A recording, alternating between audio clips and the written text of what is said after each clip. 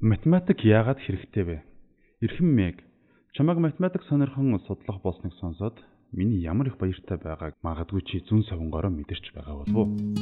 Энэ бүхэн зуны ихэнх сард цагийн нухчаас намайг олон дахин уншсан чиний зүтгэл магадгүй эвлүүлдэг шооны талаар цөөнгийн удаа тайлбарласан миний хөдөлмөрийн өршимж байж болох юм. Надад тавьсан асуултанд хариулахаас өмнө амьдралд хамгийн ойрхон нэгэн зүйлийн тухай ярилцахыг зөвшөөрнө. Хин нэгэн өөр хүн математикт өөрийгөө зориулснаар амьдралаа цогцлуулж чадах уу? Хариулт нь олон хүнээс тун өөр. Хэдэн жилийн өмнө манай их сургуулийн төгсөгчдийн дунд хамгийн өндөр орлоготой мэрэгжлийн талаар судалгаа явуулахад математикч багтсан юм. Ангаах ба шинжлэх ухааны салбар сургууль нээгдэхээс өмнө ч яригддаг байсан. Математикчид хамгийн сайн орлоготой нь биш гэсэн үзлийг бут зохиж буйг та анзаарч байгаа үү? Бид математиктэй өдөр бүр хаа нэгтээ тааралддаг боловч бодит амьдрал дээр үнийгээ юусоо анзаардаггүй юм байна. Манай төгсөгчид шар харигны үйлдвэр, цахилгаан хэрэгслийн компани нээж, суудлын машин, компьютерийн шинэ програм зохион бүтээж, хөрөнгийн биржид үнэт цаас арилжаалж байна. Банкны менежер математикийн зэрэгтэй, DVD болон MP3 үйлдвэрлэгч нар олон тооны математикчдыг ажилуулдаг. Мөн сар болон бархас вэд гаригаас гаралтай сайхан зургуудыг илгээх технологи нь математикаас маш их хамааралтайг нь бид жирийн нэг зүйлсэд хүлээн авч байна. Бид энэ анхаарсан хөрөнгөд хөрөнгө хэрэгтэй болох юм. Яагаад гэвэл эдгээр нь онцгой нарийн мэргэжилтэй мэргэжлүүд бөгөөд тэр ч утгаараа өрмөц ур чадварыг шаарддаг. Харин та хаа нэгтээ тусгай зөвшөөрөлтөй сайн математикч ямар ч бодлогыг бодоход танд туслана гэсэн сүржин хаяг буюу зартай тааралдаж байсан уу?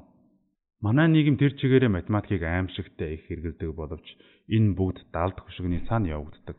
Шалтгаан нь хаана юунд хэрэглэгддэг болохоос шууд хамааралтай. Та машин жолоодож явахдаа түүний нарийн төвөгтэй механизмын тухай үргэлж бодож санаа зовдөггүй. Хүсэгч үгүй биз? Суугаад л шууд жолоодоод явчихдаг. Аргагүй шүү дээ. Машины үндсэн эд анги механизмыг гарын 5 хуруушигээ мэддэг болсон байна. Ийм байдал мөн математикт ч байдаг. Машины тань навигацийн буюу чиглүүлэгч систем математикийг ашиглаж байгааг үл анзааран танд зөв чиглэлийг л зааж өгөхийг мөн дохио хүлээн авах алдаа залруулах кодын талаар юу мэддгээс үл хамааран гар утас чинь доголдолгүй ажилладаг байхыг л та хүсдэг. Бидний зарим нь математик гэж юу болохыг мэддэгч дээрх гайхамшгуудыг математик хэрхэн бий болдгийг мэддэггүй. Үлдсэн хэсэг маань бидний өдөр тутмын амьдрал математикаас ямар их хамааралтай болохыг төсөөлдөггүй.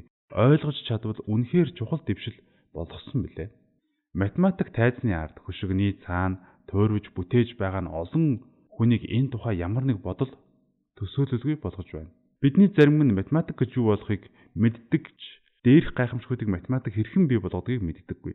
Үлдсэн хэсэг маань бидний өдөр тутмын амьдрал математикаас ямар их хамааралтай болохыг төсөөлдөггүй.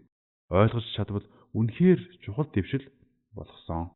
Математик тайзны ард хөшгөний цаана туйрвагдж, бүтээгдэж байгаа нь олон хүнийг энэ тухай ямар нэг бодол төсөөлөлгүй болгож байна.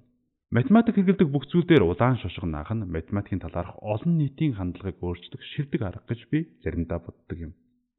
Математик агуулгатай гэсэн ялгах нэр зүүж тэгвэл мэдээж хэрэг компьютер бүр шошгологдох агаад хэрв энэ санаагаа хэтэрхий үгчлэн хэрэгжүүлнэ гэвэл математикийн багш бүрт гарынхаа алгаар хүрэх ёстой болно. Математикийн энэ наадаг улаан шошгыг онгоцны билет, телефон, утас, машин, онгоц, гэрлэн, дохио бас хүнсний ногоо бүр дээр мөн байрлуулах шаардлагатай болно. Яагаад хүнсний ногоо гэж та бодож байна уу? Тийм ээ. Өнөөдөр фермерүүдийн тарьж ургуулж байгаа хүнсний ногоо нь тэдний аавуудын тариалсан, түүнээс өмнө бас тэдгээрийн аав тарьж байсан гэд урт хугацаа нэхэх эрхтэй юм. Өнөөдөр таны худалдаж авч байгаа хүнсний ногоо нь мөн чанартай удаан хугацааны нарийн төвөгтэй арилжааны болон үржүүлгийн хөтөлбөрийн үр дүн гэж болно.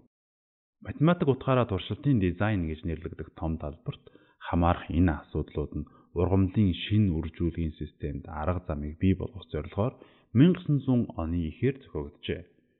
Үүнд харин генетикийн хувирлын шинэ аргыг хамааруулаагүй болно. Үлээгээрээ энэ чинь биологийн шинжлэх ухаан биш гэж үү? Тийм ээ, биолог. Бас математикч байна шүү дээ. Генетик нь биологийн математиктай уялдсан анхны салбар үлээ.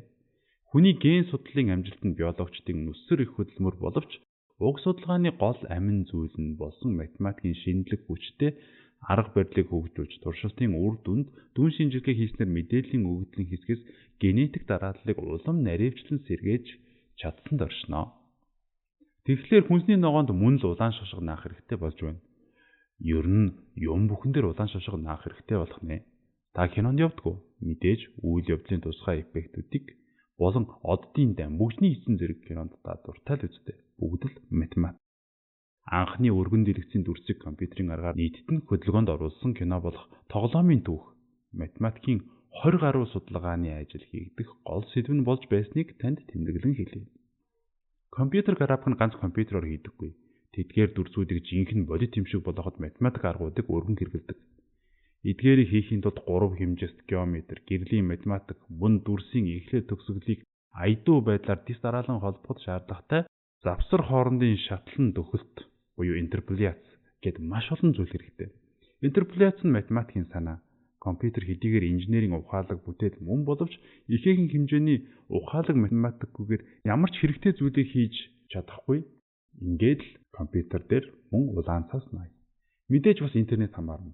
Математик хичнээн хэрэгтэй гэдгийг интернет улам сайн мэдрүүлж байгаа. Хайлтын энэ цагийн хамгийн гол хөдөлгүүр нь болсон Google сайт гэхэд л хэрэглэгчдийн хүссэн мэдээллийг агуулсан веб хуудсыг хурдан олж өгөхийн тулд зөв шийдлийг гаргах математик аргад л тулгуурласан байдаг. Тэр нь матрицын алгебр, магадлал, сүлжээний комбинаторикт үндэслэдэг. Гэвч интернетэд хэрэглэгддэг математик дээрхээс ч илүү суур гэдгийг хэлэх нь зүйтэй. Телефон утасны сүлжээ мөн л математикаас хамааралтай. Операторууд бол холбох шугамын гараар холбож ашигладаг байсан он жилүүд нь аль хэдийн ард үлдэж өнөөдөр холбох шугам олон зуун мэдээллийг нэгэн зэрэг дамжуулж чаддаг болжээ.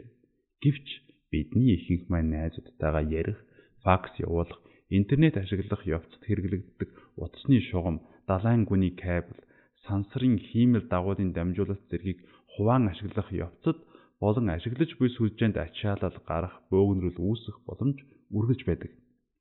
Энэ бүх харилцааны ширхэг бүр нь мянган бусад ширхэггүйдтэй нийлэн холбогдох бөгөөд 100 дутмаас нэг нь л анхны байдлаараа цааш дамжуулагддаг байна. Энэ тохиолдолд аль болохоор аядуу боломжит байдлаар үргэлдэж алга болсон нөгөө 99 ширхгийг нь олох, ширхэггүүдийг нь сэргээх шаардлага мөн л үүснэ. Орчин үеийн харилцаа холбооны систем нь математикийг алхам бүрдээ хэрэглэхгүйгээр бүрэн төгс ажиллах боломжгүй юм.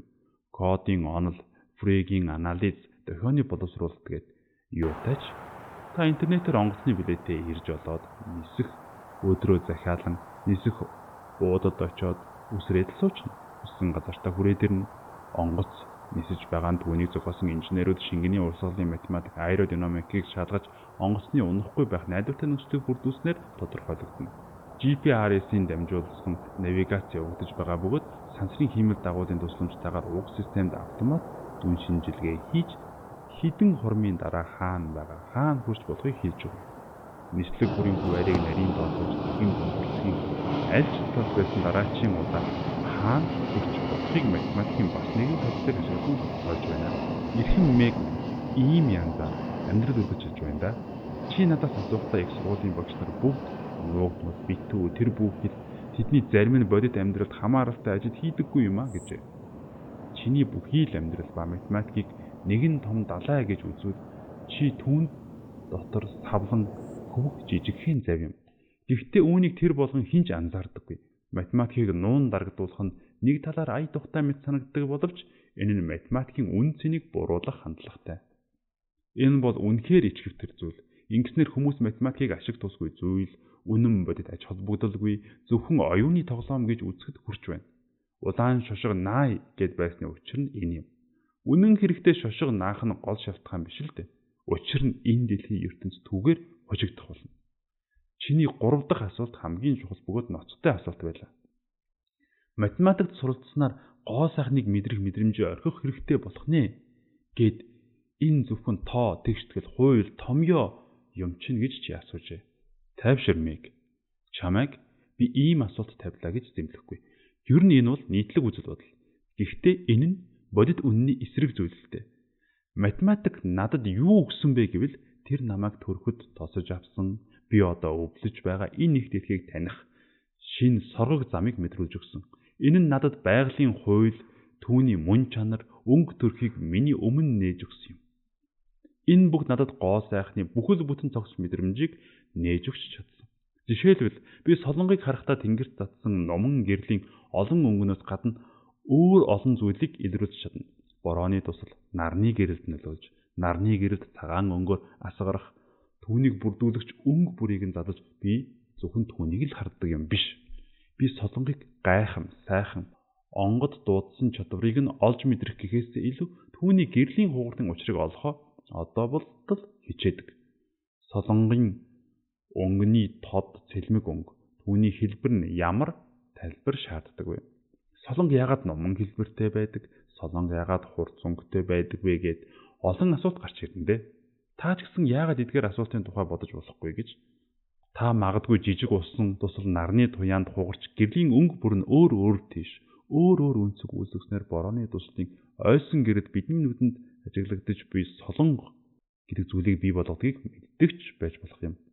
Тэгвэл солонгыг үүсгэгч хэдэн сая борооны тусал, хэдэн сая өнгийн гэрэл давхцах юм уу? Нэгэндээ нялагддаггүй. Үүний хариулт нь зөвхөн түүний геометри чанарт байгаа юм аа. Борооны тусалд гэрэл ойх үед туслын бөмбөлөг хэлбэр нь гэрлийг маш хүчтэй фокусаар тодорхой чиглэлийн дагуу бий болгож өгдөг. Тусал бүр үүний үр дүнд гэрлийн конус хэлбэрийн туяаг цацруулах ба гэрлийн өнгө бүр өөрийн гэсэн конус хэлбэртэй гэрлийг үүсгэж ингэснээр конусын өнцөг нь өнгө бүрт бага зэрэг өөр байна. Солонгыг харах үед тодорхой чиглэлд байгаа борооны туслуудыг олж харж болно. Иймээс бид маш олон төвлөрсөн цацрагуудыг олж харна. Таны болон миний харж байгаа солонго өөр борооны туслаар үүсгэгдэж байгаа. Бидний нүд өөр байрлалд байгаа. Бөгөөд иймээс өөр туслаар бий болж би өөр конусыг олж харна гэсэн үг. Солонго өөрийн гэсэн шин чанартай. Зарим хүмүүс энэ төрлийн ойлголт нь сэтгэл хөдлөлийн мэдрэмжийг муутгадаг гэж үздэг. Би ингэж бодох нь дэмий зүйл гэж бодож байна. Иймэрхүү үзэлд авсан хүмүүс ихэнхдээ яруу найраг шүтгч, мэд дүр эсгэгчд байдаг бөгөөд дэлхийн ертөнцийн гайхамшигыг өргөнөөр мэдрэгч мэт боловч үнэн хэрэг дээрээ шимтэн сонирхохын дээд зэргийн хомсдолд орсон тэгснээрээ их шанаж явдаг хүмүүс бөгөөд дэлхийн ертөнц тэдний хязгаарлагдмал төсөөллөөс ч хавьгүй сайхан гэдэг бодолд тэд итгэж чаддаггүй байна. Байгаль их дэлхий үнэхээр баян тансаг, гүн гүнзгий, таны бодож байгаагаас ч илүү тансаг сонирхолтой юм. Иймд математик таныг танин мэдрэх хүчтэй арга замыг зааж өгч чадна. Ухаарах чадвар гэдэг нь хүн ба амьтны ялгааг илэрхийлэх маш чухал зүйл бөгөөд үүнийг бид үнэлж чаддаг байх учиртай. Ихэнх амьтад сэтгэл хөдлөлд автдаг ч гэсэн бидний ухаарч байгаагаар зөвхөн хүн л оновчтой сэтгэж чаддаг байна. Солонгийн геометрийн тухай миний ойлголт энэ гоо сайхны ойлголтод нэгэн шин цар хүрээ багтаамжийг нэмж байгааг хэлмээр байна. Энэ бол сэтгэл хөдлөлийн мэдрэмжээс өөр зүйл үлээ. Солонго бол зөвхөн нэг л жишээ. Би бас амьтдыг өөрөөр ажиглан харах дуртай. Учир нь тэдний хөдөлгөөнөөс математик дүрс хэлбэрийг олж хардаг. Би бодорч чулууг харах үед түүний атомын торлог бүрхүүлийн ер бусын гоо сайхан ба түүний өнгөний сэтгэл булаан байдлыг олж мэддэг. Түүнчлэн далайн давлгаа илсэн манхан, нар мандах, жаргах, борооны туслын шалбаагт үсгэх дүрс, усан дээр суух шувуудын жиргэг математик сэтгэлгээгээр олж мэдрэхийг хичээдэг. Би манан татсан далай дээгүүр бүдэг бадаг эцэс төгсгөлгүй эдгээр зүйлсийг ажиглангаа өдөр тутам тааралдах энгийн зүйлсийг хизээч мэддэггүй байсандаа харамсах бодолж төрдөг. Эдгээр нь бүгд математикийн дотоод гоо сайхан бөгөөд бид үүнийг дутуу үнэлэх ёсгүй. Математикт бурхнаас хайрласан өөрийн гэсэн гоо сайхан чамин тансаг зүйл байдаг бөгөөд түүнийг бүтээж чадсан. Математик бол сургуульд үздэг ихэнхдээ дур гутам, хэлбэр дүрсгүй, хамааралгүй юмсын шууд цуглуулга биш бөгөөд харин ч гоо сайхны олон төрөл зүйлийг ерөнхий зарчмууд залуурдаж байдаг. Энэ бол өгсөн өнцгийг гортог шугамар 3 тэнцүү хэсэгт хуваах, 3-ыг тэгшгэхтэй адил болохыг мөн зөв олон үнцгтийг байгуулж чадахгүй мөртлөө зөв 17 үнцгтийг байгуулж чадах нь танд төгс төгөлдөр мэдрэмж төрүүлэхийг, сүлжмэл гизгийг тайлах нэгдсэн арга зам байхгүйг бас нэг төгсгөлгүй нөгөөгөөс яагаад их бага тэнцүү байд. Нэгийг тооцохгүй бол дис дараах нь квадратын үйлдвэрийн квадрат байх зөвхөн 4900 гэдгийг шийдэх бодит бодлоо уран гой санааны хийх бүрдэл гинт явахыг хэлж байна. нэг чадварлаг туршлагатай математикч болох ирмэлзэл ирч хүчтэй бай. Чамд логик сэтгэлгээ ойлгож мэдэх чадвар байна. Тодорхой бус нотлогоогоор чамайг итгүүлэх гэж би оролдоогүй билээ. Альва зүйлийн эс ширхэг бүрийг хянамгаа үзэж өөрийн биеэр шалгаж нотлохыг би хүсэж байна. Чи мөн л хүсэж байгаа. Чи альва зүйлийг яаж хийдгийг биш, эдгээр нь яаж ажилдгийг мэдхийг хүсэж байгаа байх. Чиний захиа чи бид хоёрын математикийг ижил үзлээр харж байгаа юм байна гэдэг итгэлийг надад төрүүллээ. Бас математик гэх дахин давтагдашгүй өвөрмөц гоо сайхан энэ ертөнцийг бусад өөр хинч харж байгаагүй тэр нүдээр нээн олж үзээрэй. Энэ бүхэн чамд нэгэн зүйлийг бодогдуулах баха. Хүндэтгсэн Ян.